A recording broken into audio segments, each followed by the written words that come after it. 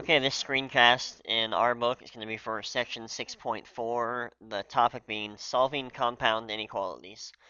You know what inequalities are, and a compound inequality is just essentially two inequalities being put together.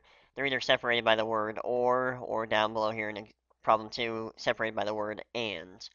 And when we get to solving, you'll understand more what this means. We'll deal with these statements I have up top, a quick summary of what we dealt with in our notes already. When we happen to graph and inequalities, when we'll graph them each individually is what I'm asking you to do at the beginning, and we're just going to keep where the two shadings of our number lines overlap each other. And the difference between that and an OR statement is we're going to keep every shading no matter where it happens, not even just in the overlapping parts.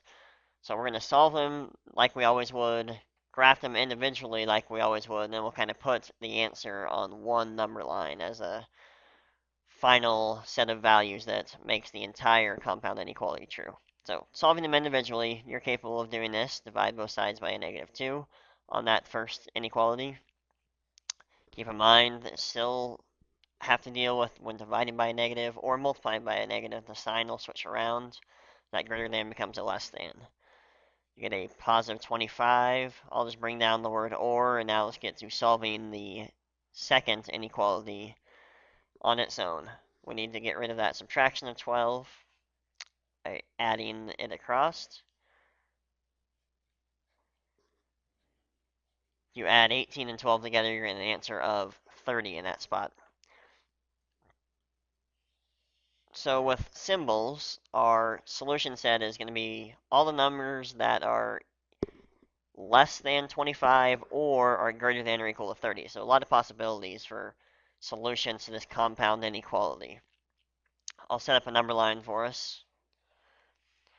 And with the magic of editing, I'll put it together real quick. Okay, what I've done here is make my number line.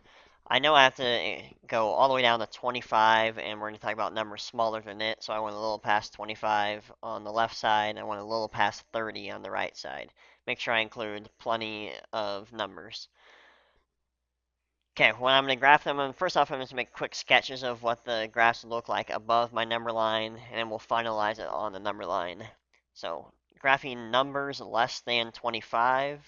The less than symbol at 25 tells us to leave the circle open, marking where we start, and shade to the left. And a quick sketch of what the second part of our inequality will look like. Numbers greater than or equal to 30. That's a filled in circle.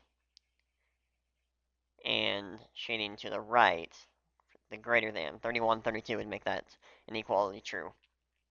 Okay, and what I have typed up above here is when graphing, it's the only time you need to worry about this, solving it is nothing special. You're going to keep absolutely everything you see, any shading, which my shading is represented by these lines above here, in your final answer. So I can just transfer these directly down onto the number line. Try and represent a big bold arrow going that way.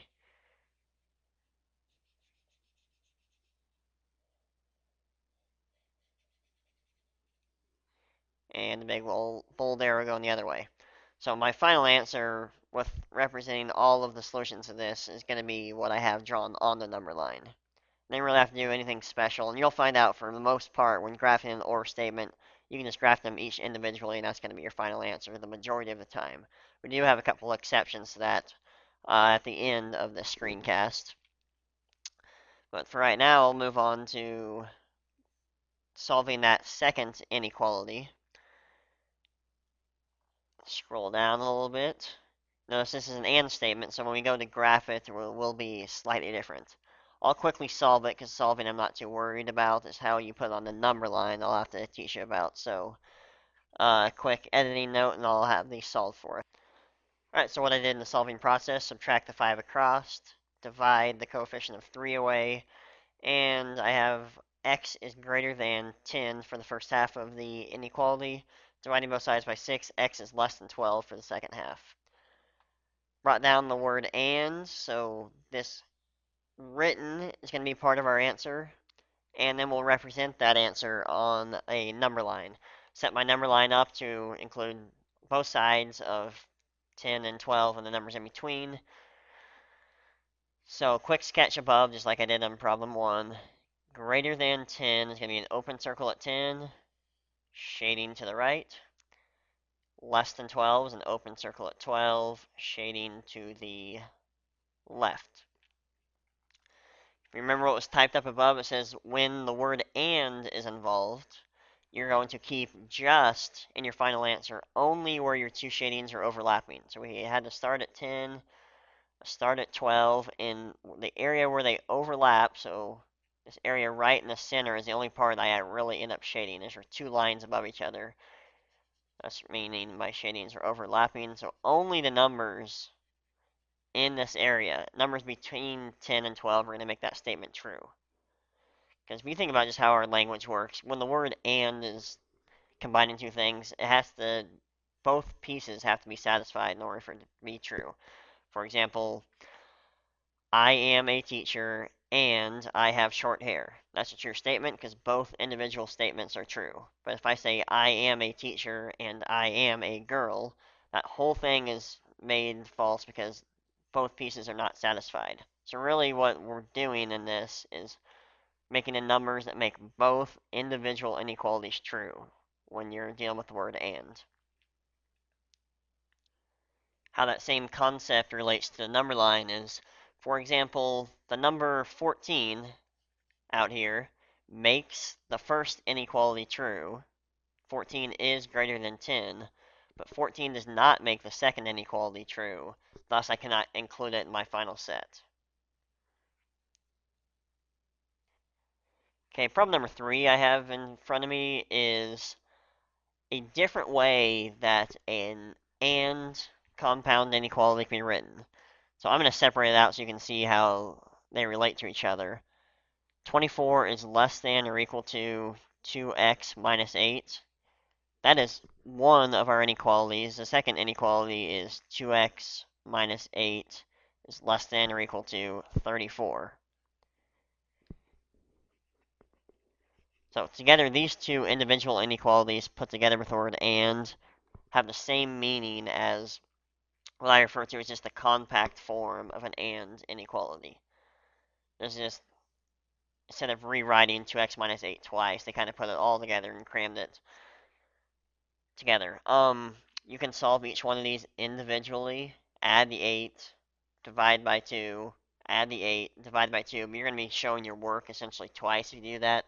So I'm going to show my work underneath the original problem, but if you think that's going to confuse you, then be my guest, actually physically separate them out on your paper when you're doing problems like this, put the word and in between them.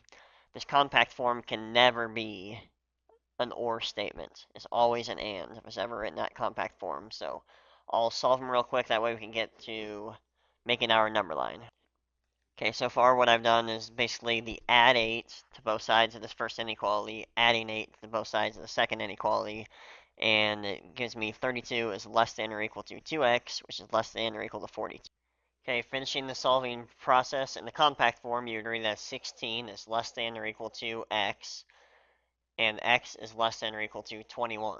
Where you want to graph that, or if you separated them out, your answer would look like this. Either way, putting it on the number line is going to be the same thing.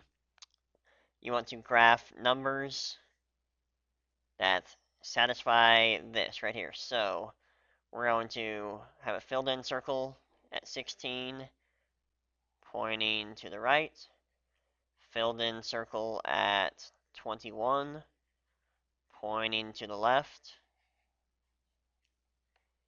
and transferring that down on as our final answer.